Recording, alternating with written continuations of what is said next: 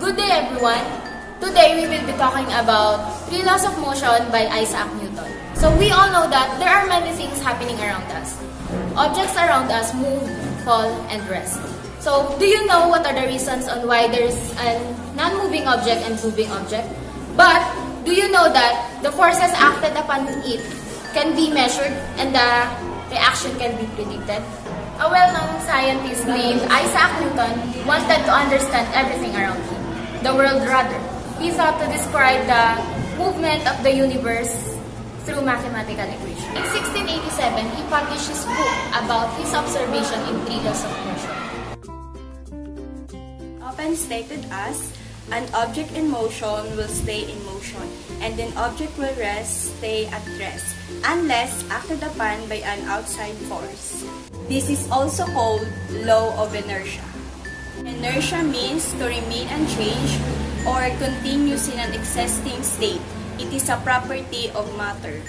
Example of this is when you throw a ball upward, it won't keep going upward because the force of gravity pulls it downward.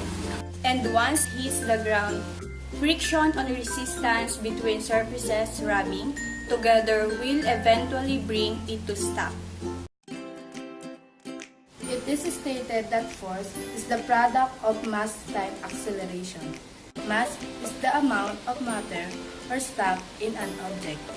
To make something accelerate or speed up, you have to apply a force. The amount of force to make the object move is depending on how massive it is. Take a loop of 2 kids with the same age, but have different masses in a swing. They were pushed with the same amount of force, but the kid A swing much higher than kid B. That only means the greater the mass of an object, the more force it needs to move.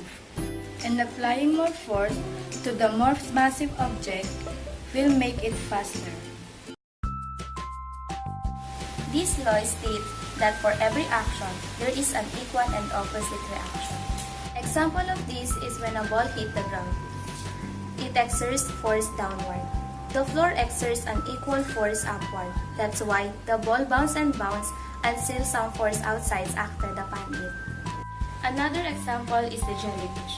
When the jellyfish exerted the force downward, an equal and opposite force pushes it upward and it accelerates. These 3 laws are written more than 300 years ago, but then they are still very important for us to understand why there's a moving and non-moving object. I hope you enjoyed learning today. Until next time!